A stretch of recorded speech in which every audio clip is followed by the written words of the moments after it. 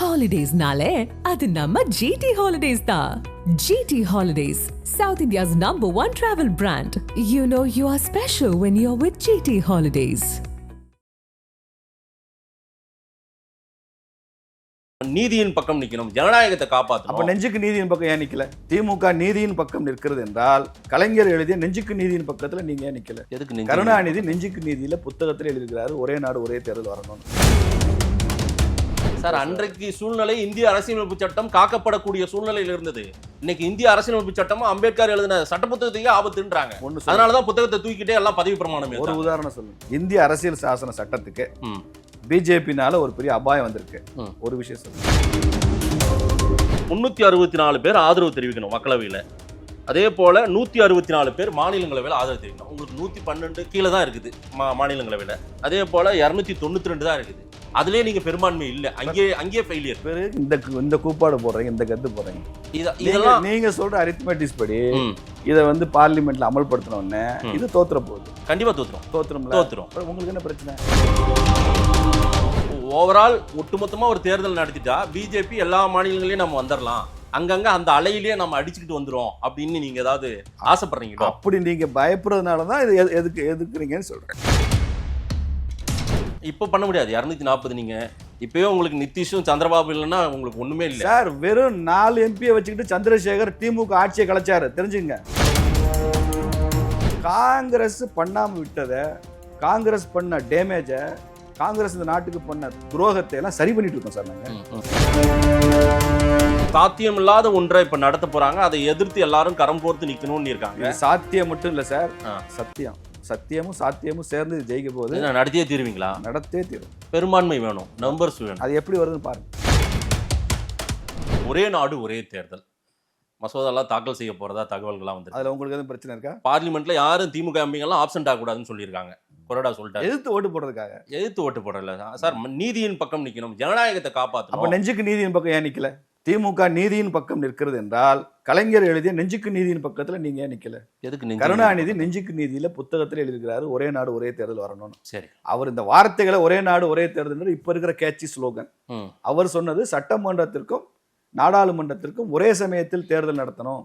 அந்த முறை 67 வரைக்கும் இருந்தது அப்படின்னு 70கள்லயே நெஞ்சுக்கு நீதியில ரொம்ப விரிவா எழுதி சமூக ஊடகங்களை கண்ணாபின்னு சுத்திட்டு இருக்கேன். மாதேஷ் அதை படிக்க நான் படிச்சுட்டேன் சார். என்ன சொல்றேன், ஆனால் இன்னைக்கு அவருடைய புதல்வர் ஐயா ஸ்டாலின் அவர்கள், இந்தியா கூட்டணி இந்தியாவை காப்பாற்றணும்னு நினைக்கக்கூடிய திரு ஸ்டாலின் அவர்கள், இது ஜனநாயகத்தையே குழி தோண்டி போதிச்சிரும். அப்ப அவங்க அப்பாவுக்கு தான் கேள்வி கேட்கணும். அவர் நீங்க போய் இன்றைக்கு நிலைமை சார். அன்றைக்கு சொன்னார் 77 கலைஞர் 77ல சொன்னதா? கலைஞர் பேனாக்கு செலவைக்கிறீங்களா? ஸ்டாலின் தானே கலைஞர் பேனாக்கு செலவைக்கணும் சார். அன்றைக்கு சூழ்நிலை இந்திய அரசியலமைப்பு சட்டம் காக்கப்படக்கூடிய சூழ்நிலையில் இருந்தது. இன்னைக்கு இந்திய அரசியலமைப்பு சட்டமும் அம்பேத்கர் எழுதின சட்ட புத்தகத்தையே ஆபத்துன்றாங்க. அதனாலதான் புத்தகத்தை தூக்கிட்டே எல்லாம் பதவி பிரமாணம். ஒரு உதாரணம் சொல்லுங்க. இந்திய அரசியல் சாசன சட்டத்துக்கு பிஜேபினால ஒரு பெரிய அபாயம் வந்திருக்கு. ஒரு விஷயம் சொல்லுங்க. கூட்டாட்சி தத்துவம் ஃபெயிலியர் ஆயிடும்ன்றாங்க. எங்க எப்படி ஃபெயிலியர் ஆகும்? ஒற்றை நபர் ஆட்சியை கொண்டு வரணும்னு மோடி நினைக்கிறாருன்றாங்க. எப்படி? ஒரே நாடு ஒரே தேர்தல், ஒரே மோடி ஒரே அமித்ஷா, 67 எல்லாமே எல்லாம் ஒண்ணு. 67 வரைக்கும் ஒரே நாடு ஒரே தேர்தல் நடந்தது. சரி, இன்றைக்கு தேவையில்லை, கூட்டாட்சி தத்துவம் பாதிக்கப்பட்டுரும், மாநில உரிமை போயிடும், இது எல்லாத்தையும் ஃபெயிலியர் பண்றதுக்கு ஒரு அதிபர் ஆட்சி கொண்டு வரதுக்கான முயற்சி. 91 தேர்தல் எப்படி நடந்துச்சு தமிழ்நாட்டில்? ஒரே நாடு ஒரே தேர்தல். 96 ஜெயலலிதா அம்மா இருக்குது எலெக்ஷன் எப்படி நடந்துச்சு? சரி, பார்லிமெண்ட் சட்டம் சேர்ந்து தான் நடந்துச்சு. பாராளுமன்றத்திற்கும் சட்டமன்றத்திற்கும் ஒரே சமயத்தில் தேர்தல் என்பதற்கான முன்னுதாரணங்கள் நிறைய இருக்கு. அப்ப என்ன அதிபர் முறை? இன்னைக்கு அது பாசிபிலிட்டிஸ் இல்ல, இன்னைக்கு சாத்தியம் இல்ல. பல மாநிலங்கள் முன்னாடியும் பல மாநிலங்கள் பின்னாடியும். இனி பாருங்க, தமிழ்நாட்டுக்கு 2026 வர. அப்ப நீங்க எப்படி பேசணும்னா அதை எப்படி சாத்தியப்படுத்துறதுன்னு பேசணும். இது சாத்தியம் இல்லாத ஒண்ண நீங்க சாத்தியப்படுத்துறன்னு உட்கார்றீங்க. அதை எல்லாரையும் கருத்து கேளுங்கன்னு அவங்க சொல்றாங்க. வேற ஒண்ணும் கிடையாது. கருத்து கேட்டவன் ஒரே நாடு ஒரே சைமல்டேனியஸ் போல்னு பேருங்க. ஆமா, நான் கொஞ்சம் வரலாற்று சொல்றேன். சைமல்டேனியஸ் போல்னு பேரு. இதை பற்றி முதல்ல ஒரு ஆய்வு கமிட்டி போட்டு இதை பத்தின ஒரு அறிக்கை கொடுக்க சொன்னது எந்த அரசாங்கம்? சைமல்டேனியஸ் போல் நடத்தலாமா வேண்டாமா, நடத்துறதுக்கான சாத்தியக்கூறுகள் இருக்கான்னு ஒரு நபர் தலைமையில ஒரு கமிட்டி போட்டு இதை ஆய்வு செய்து கவர்மெண்ட்டுக்கு அறிக்கை கொடுங்கன்னு சொன்னது எந்த அரசாங்கம்? காங்கிரஸ் கவர்மெண்ட், மன்மோகன் சிங் கவர்மெண்ட். அது யாருடைய தலைமையில் அந்த கமிட்டி போட்டாங்க? சுதர்சன நாச்சியப்பன். சுதர்சன நாச்சியப்பனுடைய கமிட்டி அறிக்கை, காங்கிரஸ் அரசாங்கத்தினால் நியமிக்கப்பட்ட அந்த கமிட்டியினுடைய அறிக்கையில சைமல்டேனியஸ் போல்ஸ் நடத்தணும்னு போட்டிருக்கா, நடத்தக்கூடாதுன்னு சொல்லியிருக்காங்க அந்த கமிட்டியில. இன்னைக்கு ஆனால் நடைமுறை சிக்கலும் இருக்கு. நடத்தணும்னு போட்டிருக்கு. இதனால் நடத்தணும்னு போட்டது மாத்திரம் இல்லாம இதுல என்னென்னலாம் சேலஞ்சஸ் வரும் நீங்க சொன்னீங்கல்ல, சில மாநில ஒரு வருஷம் தள்ளி போகுது, முன்னால வருதுல, இந்த மாதிரி சவால்கள்லாம் வரும். இதை எப்படி கான்ஸ்டிடியூஷன் ரீதியா சமாளிச்சு அதுக்கு செய்யறதுன்றதுக்கான வழிமுறைகளும் சொல்லப்பட்டதான சுதர்சன் ஆட்சேபம் கமிட்டி. சரி, அதற்கப்புறம் ராம்நாத் கோவிந்த் அவர்கள் தலைமையில ஒரு கமிட்டி போட்டு இந்த அரசாங்கம் வந்து அந்த பழைய கமிட்டி அறிக்கை நிதி ஆயோக் வந்து இதை பத்தி ரொம்ப விரிவா ஸ்டடி பண்ணியிருக்கு. ஒரே சமயத்துல தேர்தல் என்பதை பற்றி ரொம்ப விரிவா ஸ்டடி பண்ணி அவங்க ஒரு 48 பக்கம் டாக்குமெண்ட் கொடுத்துருக்காங்க. அந்த டாக்குமெண்ட்டை எடுத்துட்டு பழைய கமிட்டி ரிப்போர்ட்லாம் எடுத்துட்டு ராம்நாத் கோவிந்த் கமிட்டி இதை சாத்தியப்படுத்தலாம் அப்படின்றதுக்கு எப்படி எல்லாம் பண்ணலாம்னு ஒரு அறிக்கை கொடுத்துருக்காங்க. அந்த ராம்நாத் கோவிந்த் கமிட்டி அறிக்கையை மத்திய அமைச்சரவை ஒப்புதல் கொடுத்துட்டு அதை நாடாளுமன்றத்தில் அறிமுகப்படுத்துறாங்க. சரி, எம்பிக்கள்லாம் ஏற்றுக்கொண்டால் அது நிறைவேறும். ஒன்னா சேர்ந்து எல்லாரும் எதிர்க்கணும்னு ஐயா ஸ்டாலின் அவர்கள் இன்னைக்கு சொல்லியிருக்காரு. எதிர்த்துக்கங்க, நிறைவேறதா இல்லையான்னு பார்த்துருவோம், பார்லிமெண்ட்ல பார்ப்போம். என்ன சார் இது ஒரு கூட்டாட்சி தத்துவம்னா என்ன? பார்லிமெண்ட்ல நம்பர்ஸ் வேணும். உங்களுக்கு முதல்ல பெரும்பான்மையே கிடையாது. ஒரு சட்ட மசோதாவை இப்போ உங்களுக்கு பெரும்பான்மையே கிடையாது. இதுல வந்து சம்திங் எவ்வளவு தெரியுங்களா? 364 பேர் ஆதரவு தெரிவிக்கணும் மக்களவையில. அதே போல 164 பேர் மாநிலங்களவையில் ஆதரவு தெரிவிக்கணும். உங்களுக்கு 112 கீழே தான் இருக்குது மாநிலங்களவையில. அதே போல 292 தான் இருக்குது. அதுலயே நீங்க பெரும்பான்மை இல்ல, அங்கேயே ஃபெயிலியர். பிறகு இந்த கூப்பாடு போடுறீங்க, இந்த கத்து போடுறீங்க. இதெல்லாம் நீங்க சொல்ற அரித்மெட்டிக்ஸ் படி இதை வந்து பார்லிமெண்ட்ல அமல்படுத்தினோடனே இது தோத்துற போகுது. கண்டிப்பா தோத்துரும். உங்களுக்கு என்ன பிரச்சனை? ஆனா அங்க வந்து இவர் கொடுத்த உங்களுக்கு என்ன பிரச்சனை? அதுல தோக்க போற ஒரு மசோதாவை எடுத்து நீங்க ஏன் சார் இவ்வளவு இல்ல? ராம்நாத் கோவிந்த் அவர்கள் கொடுத்த சரத்துல இது வந்து யார்கிட்டயும் நம்ம கருத்து கேட்கலாம் தேவையில்லை. அதாவது ஒரு சிங்கிள் லார்ஜஸ்டே ஒரு கட்சி வந்து முடிவு எடுத்துடலாம். இங்க இந்தியாவில் யார் இப்போ சிங்கிள் லார்ஜஸ்ட்? பிஜேபியா? 240 நீங்க 40 41 நீங்களே முடிவு எடுத்துக்கலாம் அப்படின்ற மாதிரி எல்லாம் ஒரு சரத்தை உங்களுக்கு ஏத்த மாதிரி ரெடி பண்ணிட்டீங்கன்ற ஒரு பார்வை இருக்கு சார். அல்டிமேட்டா இது ஓட்டுக்கு தானே விட போகுது. ஆமா, ராம்நாத் கோவிந்த் என்ன சொன்னார்ன்றதை விட்டுருங்க சார். சரி, அது அப்படிலாம் அவர் சொல்லல, இது உங்களோட இன்டர்பிரிட்டேஷன். சரி, ஓகே, ஒரு வாதத்துக்காக நீங்க சொல்றது உண்மைன்னு வச்சுக்கிறேன். நாடாளுமன்றத்தில் அறிமுகப்படுத்த போறீங்க.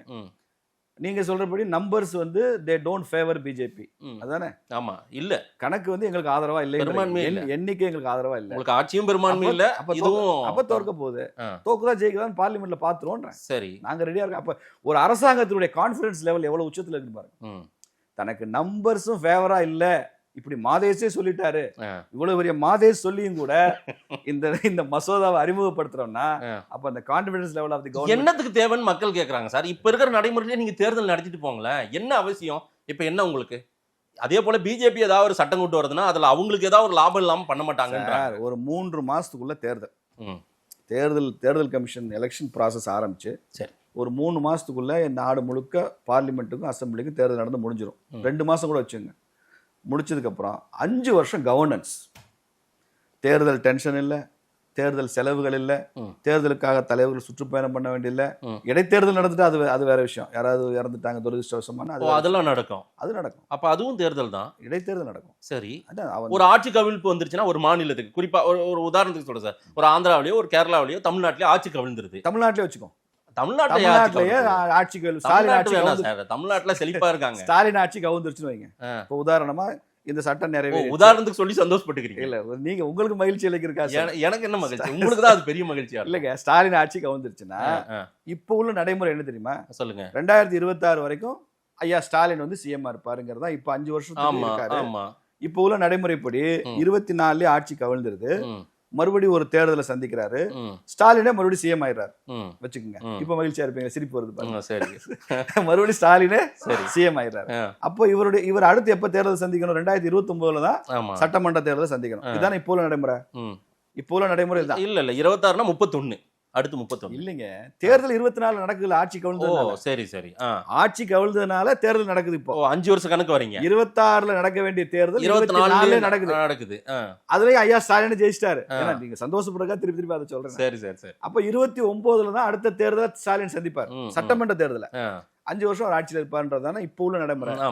இந்த ஒரே நாடு ஒரே தேர்தல் வந்துட்டா எப்படி நடக்கும்னா, இப்ப 24 ஆட்சி கவிழ்ந்துருச்சு. சரி, 24 ஆட்சி கவிழ்ந்ததுக்கு அப்புறம் தேர்தல் நடந்து மறுபடியும் ஸ்டாலினே சிஎம் ஆயிடுறாரு. 26ல மறுபடியும் அவர் தேர்தலை சந்திக்கணும். பாத்தீங்களா, அங்கதான் இடிக்குது. புரியுதா? ஏன்னா இந்த சட்டசபைக்கான ஆயுள் 5 வருஷம், அது மாறாது. இடையில ஒரு சட்டசபை டிசால்வ் ஆயிடுது, ஆட்சி கவிழ்ந்துருது, புதிய சட்டசபை வருது, அதுக்கு அந்த 5 வருஷம் தான். அந்த டேர்ம்ன்றது அந்த 5 வருஷம் தான். சரி, புரியுதா? 90 நாள்ல ஒட்டுமொத்த நாடுகளுக்கும் தேர்தல் நடத்திட முடியும்ன்றீங்க. 60-65 நாள் இப்ப உள்ள நடைமுறை தானே. இல்ல எப்படி இல்லையே, ஒரு கட்டம் வெஸ்ட் பெங்கால்லாம் 8 கட்டமா நடத்துனீங்க. மொத்தம் எவ்வளவு நாள் எலெக்ஷன் நோட்டிபிகேஷன் கொடுத்ததுல இருந்து சரி தேர்தல் முடிஞ்சிருச்சுன்னு அறிவிச்சு எலெக்ஷன் நோட்டிபிகேஷன் ஃபைனல் டே வரைக்கும் அதிகபட்சம் எவ்வளவு நாள் வருது? 60 நாள் 70 நாள் வரும். 60 நாள் வரும், 70 நாள் கூட வராது.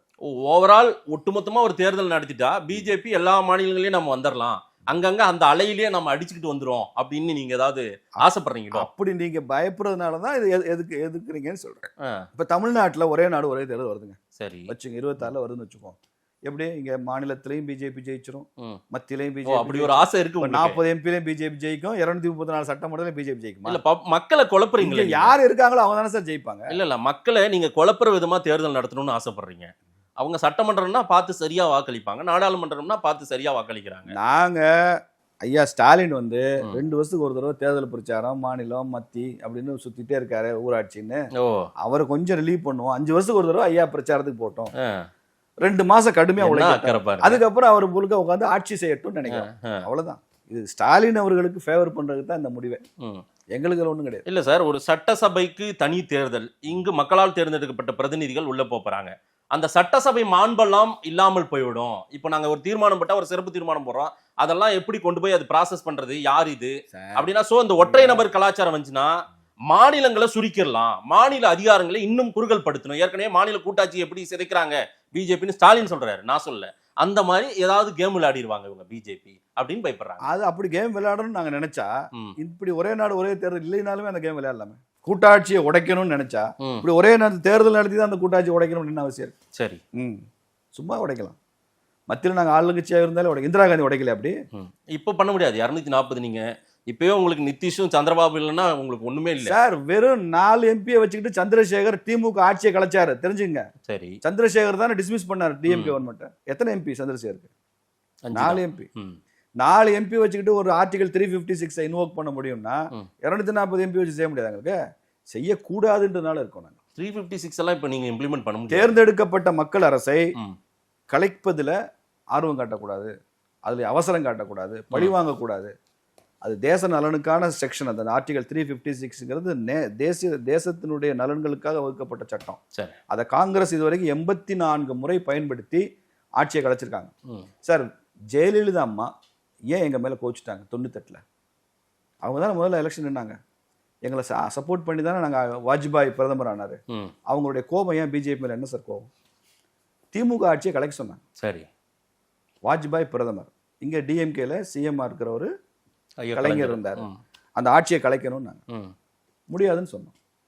தேர்ந்தெடுக்கப்பட்ட மக்கள் அரசை நமக்கு எதிரியா இருந்தாலும் கலைக்கக்கூடாது, மக்கள் தான் அந்த தீர்ப்பை மாற்றி சொல்லணும், மத்தியில் அதிகாரத்தில் இருக்கணும், கலைக்கக்கூடாது அப்படின்னு முடிவெடுத்தாங்க. அந்த அம்மா ஆதரவு வித்ட்ரா பண்ணிட்டாங்க. ஆமாம், எங்கள் அரசாங்கம் அதனால கவிழ்ற அபாயம் இருந்துச்சு. ஆனால் கவிழவில்லை வச்சுங்க. பட் அந்த அபாயத்தை இருந்தால் கூட அதை ரிஸ்க் எடுத்து திமுக அரசை காப்பாற்றினது யார் சார்? பிஜேபி. சரி, இல்லைன்னா ஒரு நிமிஷத்தில் கலைச்சிட்டு போயிருக்கலாமே, ஜெயலலிதாவை திருப்திப்படுத்திருக்கலாம்ல, கொள்கையில உறுதியா நின்னாங்களா இல்லையா? அப்படிப்பட்ட பிஜேபி காட்டுற நன்றி கடன் தான் ஐயா ஸ்டாலின் நல்லா காட்டிட்டு இருக்காரு, காட்டுன்னு காட்டுறாரு. இல்லை சார், நீங்கள் ஒரே நாடு ஒரே தேர்தல் நடத்துங்க, ரைட்டு. இப்போவே 240 ப்ளஸ் நிதிஷ்குமார் சந்திரபாபுலாம் வச்சுக்கிட்டு தான் நம்ம கவர்மெண்ட் இருக்கோம். திடீர்னு நிதிஷ்குமார் இல்லைங்க உங்களுக்கு எனக்கு செட் ஆகாதுங்க, சந்திரபாபு நாயுடு உங்களுக்கு எனக்கு செட் ஆகாதுன்னு வெளியே போறாரு, உடனே டிசால்வ் ஆகும்ல அந்த கவர்மெண்ட். அப்ப எப்படி மேனேஜ் பண்ணுவீங்க? Central government. ஆமா, சென்ட்ரல் கவர்மெண்ட் ஆகுதுல்ல. ஆமா, இப்ப மறுபடியும் 2025 அப்படி டிசால்வ் ஆகுதுன்னு வச்சுக்கோங்க. சரி, தேர்தல் நடந்துருது, மறுபடியும் ஒரு பிரதமர் வர்றாரு. ஆமா, இப்ப நீங்க வருத்தப்படும்படி ஒண்ணு சொல்லவா? சொல்லுங்க. நரேந்திர மோடி மறுபடியும் பிரதமரா வர்றாரு, முகம் சுருங்கிருச்சு பாருங்க. மறுபடியும் பிரதமர் வர்றாருன்னா இப்ப 25ல அவர் பிரதமர். ஆமா, அடுத்த தேர்தல் 30ல தானே சந்திக்கணும். 29. ஆமா, 5 வருஷம் கணக்கு. 30 இப்ப 29 தேர்தல். சார் என்ன சார் இது? அரசியலமைப்பு சட்டத்தையே அப்ப டோட்டலா மாத்துறீங்களே சார் நீங்க? சட்டத்தை மாத்தல, சட்டத்துல கான்ஸ்டிடியூஷன் அமெண்ட்மெண்டா சட்ட திருத்தமா கொண்டு வரோம். சட்ட திருத்தம் எங்கேயுமே இல்ல. ஒரு தேர்ந்தெடுக்கப்பட்ட அரசு 5 வருஷம் நீடிக்குது அப்படின்னு இப்ப வச்சிருக்காங்கல்ல, இதை ஒரு தேர்ந்தெடுக்கப்பட்ட சட்டமன்றத்திற்கான ஆயுள் காலமா பெர்மனண்டா பிக்ஸ் பண்ணிடுறாங்க, அவ்வளவுதான். ஏதாவது ஒரு இடத்துல சார் இங்க பாருங்க, தேர்தல் அறிவிச்சாலே தேர்தல் செலவுகள் கவர்மெண்ட்டுக்கு எவ்வளோன்னு தெரியும். சட்டமன்ற தேர்தல் நடந்தாலும் நாடாளுமன்ற தேர்தல் நடந்தாலும் கிட்டத்தட்ட ஒரு 3 மாதங்கள் ரெவென்யூ டிபார்ட்மெண்ட்டு, போலீஸ் டிபார்ட்மெண்ட்டு, அப்படியே டீச்சர்ஸ், ஏன்னா ஸ்கூல் டீச்சர்ஸ் தான் அந்த எலெக்ஷன் ப்ராசஸ்லையும் இருக்காங்க, வீடு வீடுக்கு பூத் ஸ்லிப் கொடுக்குற முதல் கொண்டு ஹோல் கவர்மெண்ட் மிஷினரி அப்படியே தேர்தல் வேலையாலே போயிடும். சரி, அடிக்கடி தேர்தல் இருக்கும்போது அதே வேலையாவே இருக்கிறாங்க அவங்க. ம், ம். வேற எந்த வேலையும் போலீஸ் ஸ்டேஷன்ல எலெக்ஷன் டைம்ல நீங்க ஒரு எஃப்ஐஆர் போடுறதோ கம்ப்ளைண்ட் கொடுக்குறதோ அவ்வளவு சுலபமா நடக்காது. ம். ஏன்னா எல்லாருமே எலெக்ஷன் டியூட்டி, எலெக்ஷன் பந்தோபஸ்து, எலெக்ஷன் கேம்ப்னு போயிடுவாங்க. அதுக்கப்புறம் தலைவர்கள் சுற்றுப்பயணம். அதாவது ஆட்சியில் இருக்கிறவங்க, பிரதமர், முதலமைச்சர், அமைச்சர்கள், இவங்க எம்எல்ஏக்கள் தங்கள் தொகுதி பணியெல்லாம் பார்க்க முடியாம முழுக்க முழுக்க தேர்தலுக்கு தங்களை அர்ப்பணிச்சு ஒரு 3-4 மாசம் போய் வேலை செய்ய வேண்டிய அவசியம் இல்லை. சரி. கட்சி தொண்டர்களுக்கான செலவு, பணவரையும், அவங்களோட எனர்ஜி அதுல செலவாகுது. ம். அதுக்கப்புறம் திட்டங்களை இம்ப்ளிமெண்ட் திட்டங்களை அறிவிக்கவே முடியாது. ஆ. தேர்தல் வரப்போற சமயத்துல ம். அதுக்கு முன்னால அறிவிச்சா தானே தவிர தேர்தல் வந்தவொடனே அதை அறிவிக்கவே முடியாது. அறிவிச்சு முடிக்கப்பட்ட திட்டங்களை திறக்க முடியாது. இப்போ ஒரு மேம்பாலம் கட்டியிருக்காங்கன்னு வச்சுக்கோங்க, தேர்தல் அறிவிச்சாச்சு, ம். எல்லா வேலையும் முடிஞ்சு அந்த கான்ட்ராக்டருக்கு பணம் செட்டில் பண்ணி செக் பேமெண்ட்லாம் முடிஞ்சு ரெடியா இருக்கும். அதை திறப்பு விழாவுக்காக ஒரு தேதியெல்லாம் முடிவு பண்ணியிருப்பாங்க. அந்த ஃபைனல் ஒர்க் நடந்துட்டு இருக்கும். எலெக்ஷன் அறிவிச்சாச்சுன்னா அடுத்த 60 நாளுக்கு அந்த பாலமோ, அணைக்கட்டோ, செக் டேமோ, ஒரு புதிய சாலைகளோ எதுவுமே பயன்பாட்டுக்கு அறிவிக்க முடியாது. சரி. ட்ரெயினோ, ம். விமான போக்கு எதுனாலும் சரி, எனி இன்ஃப்ராஸ்ட்ரக்சர் டெவலப்மெண்ட் பண்ண முடியாது. இல்ல, ஒரு சிட்டிசனா நான் ஏத்துக்கிறேன். ஆனா ஆனா வாக்காளர் இங்க பாருங்க, ஆனா வாக்காளர் நீங்க அவ்வளோ நல்லவங்க கிடையாது. திமுக தரப்புல சொல்றது, கூட்டணி கட்சிகள்லாம் பிஜேபி அவ்வளோ நல்ல மனசோட எல்லாம் இந்த விஷயத்தை நீங்க நல்ல மனசுல இருந்தீங்கல்ல மத்தியில ஆட்சியில 2004 வரைக்கும். நாங்க தானே நல்ல மனசோட இல்ல. நீங்க 2004 வரைக்கும் திமுக அமைச்சர் இருந்தாங்க, மன்மோகன் சிங், அம்மையார் சோனியா காந்தி, இவங்கெல்லாம் தங்கமான மனசுல இதை செஞ்சிருக்க வேண்டியது. நீங்க ஏன் செய்யல? உங்க சுதர்சன ஆட்சியப்பன் கமிட்டி ரிப்போர்ட் வந்துச்சுல, நீங்க நியமிச்ச கமிட்டி அறிக்கை தானே ஒரே நாடு ஒரே. அன்னைக்கு சூழ்நிலைகள் வேறவா இருந்தது. இந்த தங்க மனசுக்காரங்க எல்லாம் சேர்ந்து இதை கொண்டு வந்திருந்தாங்கன்னா நாங்க செய்ய வேண்டிய அவசியம் இல்ல. இல்ல, அன்றைக்கு சூழ்நிலை தேவையா? ஐயா ஜவஹர்லால் நேரு இவங்க தங்க மனசுன்னா அவர் வைடூரியம் பண்ணிருக்க வேண்டிய. காங்கிரஸ் பண்ணாம விட்டத, காங்கிரஸ் பண்ண டேமேஜ, காங்கிரஸ் இந்த நாட்டுக்கு பண்ண துரோகத்தை எல்லாம் சரி பண்ணிட்டு இருக்கோம் சார் நாங்க. இன்னைக்கு இந்தியாவின் பல மாநிலங்கள் எதிர்ப்பு தெரிவிக்கிறாங்க, வேண்டான்றாங்க. யாரு? இன்னைக்கு எல்லாம் பார்லிமெண்ட் முடக்க போறாங்க. ஒரிசா சிஎம் சொன்னாரா? மகாராஷ்டிரா சிஎம் சொன்னாரா? ஃபட்னவிஸ் சொன்னாரா? மத்திய பிரதேச மோகன் யாதவ். அப்ப எதிர் சிஎம் சொல்லுவாங்க, கேரளா சிஎம் சொல்லுவாரு. சரி. இப்ப எல்லா மாநிலங்களும் எதிர்க்கிறாங்கன்றீங்க. வருவாங்க பார்லிமெண்ட்ல, தெரியும். இப்ப 2 நாள்ல உங்களுக்கு தெரியும். வரட்டும் சார், பாத்துக்கலாம் சார். பார்லிமெண்ட் செயல்பாடுகளும் முடங்கிட்டே இருக்கு சார். என்ன இதை வந்து சரிப்படுத்தணும்னா, பொறுப்பற்ற எதிர்க்கட்சிகள் இருக்கும்போது பாராளுமன்றம் முடங்கித்தான் போகும். கேள்வி தானே கேட்கறாங்க. பொறுப்பற்ற கேள்வி, விவாதத்துக்கு தயாரில்ல அவங்க எல்லாம். யாரு? எதிர்க்கட்சி விவாதிக்க தயாருன்றாங்க சார். இந்திய அரசியல் வரலாற்றுல ஒரு ஒரே நாடு ஒரே தேர்தல், பார்லிமெண்ட் ஸ்பீக்கருக்கு எதிராக வந்து இது ஒரே நாடு ஒரே தேர்தல் எப்போ விவாதிக்கணும்? மசோதா தாக்கல் ஆகி மசோதாவை தாக்கல் பண்ணுற அமைச்சர், உள்துறை அமைச்சர், அவர் தாக்கல் பண்ணுவாரு. அவர் இந்த மசோதா ஏன் அறிமுகப்படுத்துறோம்னு பேசுவார் பார்லிமெண்ட்ல. அதுக்கப்புறம் விவாதம் பண்ணுங்க. அதுக்கப்புறம் விவாதத்துக்கு அப்புறம் தான் ஓட்டு. எடுத்தோடனே வாக்கு கிடையாது. 2 நாளோ 3 நாளோ கூட விவாதம் நடக்கும். நல்லா பண்ணுங்க, அதுக்கப்புறம் ஓட்டு போட முடிஞ்சா போடுங்க. போடாட்டி வெளியில போங்க. சாத்தியம் இல்லாத ஒன்றை இப்ப நடத்த போறாங்க. அதை எதிர்த்து எல்லாரும் கரம் கோர்த்து நிக்கணும்னு இருக்காங்க. சாத்தியம் மட்டும் இல்ல சார், சத்தியமும் சாத்தியமும் சேர்ந்து ஜெயிக்க போகுது. நடத்தியே தீருவீங்களா? நடத்தே தீரும். பெரும்பான்மை வேணும், நம்பர்ஸ் வேணும். அது எப்படி வருதுன்னு பாருங்க. எப்படி வருது எப்படின்னா, ஏதாவது குறுக்கு வழி ஏதாவது இருக்கா? ஒரு வழி இல்ல. பார்லிமெண்ட்ல என்ன குறுக்கு வழி?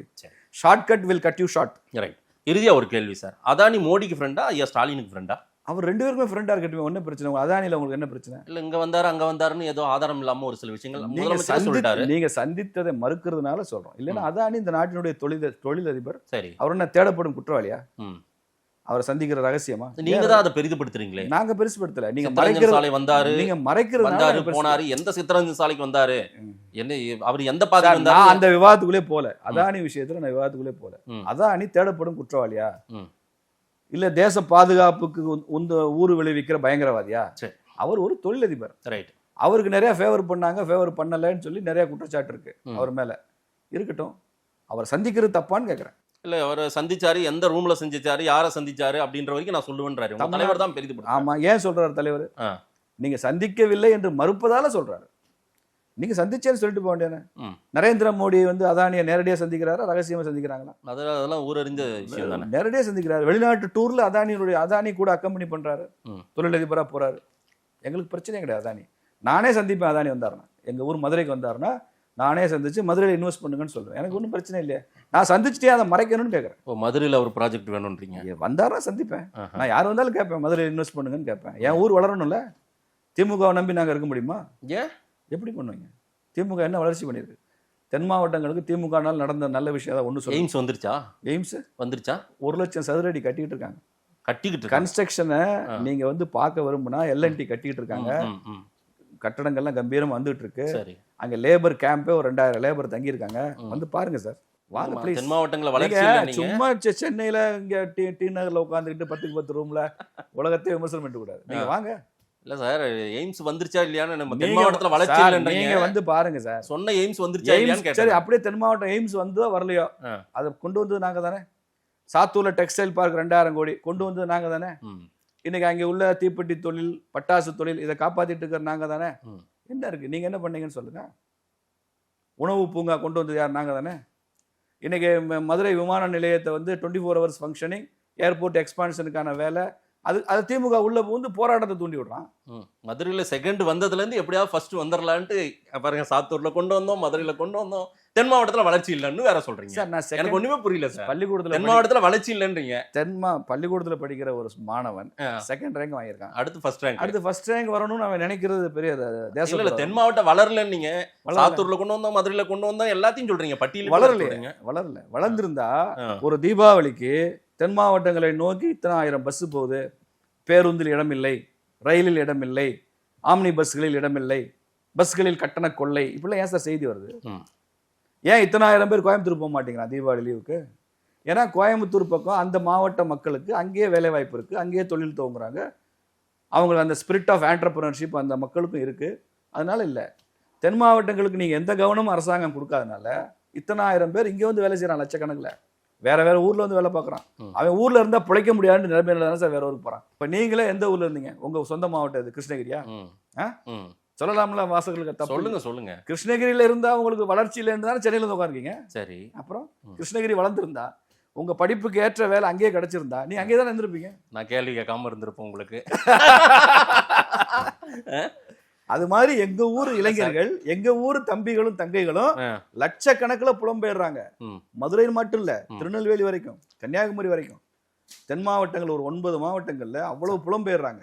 அதை பார்த்து எனக்கு வேதனை. மாநில அரசு அதுக்கு தான் நிதி எல்லாம் கரெக்டா கேட்கறது கொடுங்க, திட்டங்கள் எல்லாம் தமிழ்நாட்டுக்கு ஒதுக்குங்க, வஞ்சிக்காதீங்க அப்படின்றாங்க. இத்தனை 70 வருஷமா என்ன செஞ்சீங்க? 67ல இருந்து நீங்க தான் ஆட்சியில் இருக்கீங்க. சரி, என்ன பண்ணீங்க? இன்னைக்கு 10 வருஷமா மோடி இருக்கும்போது தான் இங்க நான் சொல்றேன் வளர்ச்சி இல்லைன்றது 65 வருஷமா சொல்றேன். இப்ப லாஸ்ட் 10 வருஷமா மோடி ஆட்சியில ஒரு வளர்ச்சியும் இல்லைன்றாங்கல்ல. அதான் நான் சொன்னேன், எய்ம்ஸ் கொண்டு வந்தது நாங்க தான், சாத்தூர்ல டெக்ஸ்டைல் பார்க் கொண்டு வந்தது நாங்க தான், தீப்பெட்டி தொழில், பட்டாசு எல்லாம் காப்பாத்தி வச்சிருக்கிறது நாங்க தான்.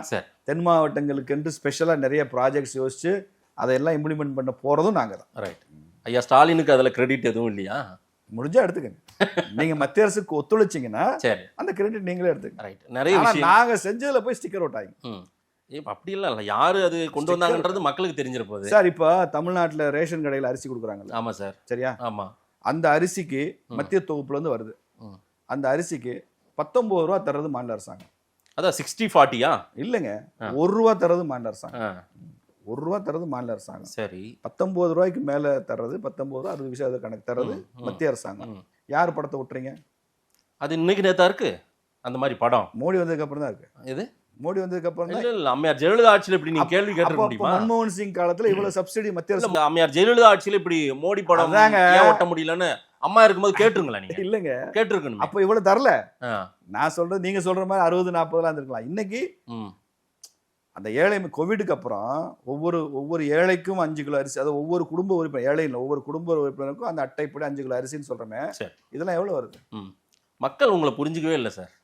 நீங்க பேசுறதெல்லாம் மக்கள்கிட்ட நானும் கொண்டு போய் கொடுக்குறேன், பார்க்கணும் என்ன சொல்றாங்கன்னு பார்ப்போம். 26ல உங்களுக்கு அள்ளி கொடுக்கட்டும் மக்கள். சத்தியம் ஜெயிக்கும், வாய்மையே வெல்லும். ஆமா சார். அதனால எங்கிட்ட வாய்மை இருக்கு, வெல்லும். சத்தியம் இருக்கு, ஜெயிப்போம். ரைட். மக்கள்கிட்ட கொடுக்குறேன். நேரில் வந்து நேரம் கொடுத்து பேசிமைக்கு நன்றி பேராசிரியர். வணக்கம்.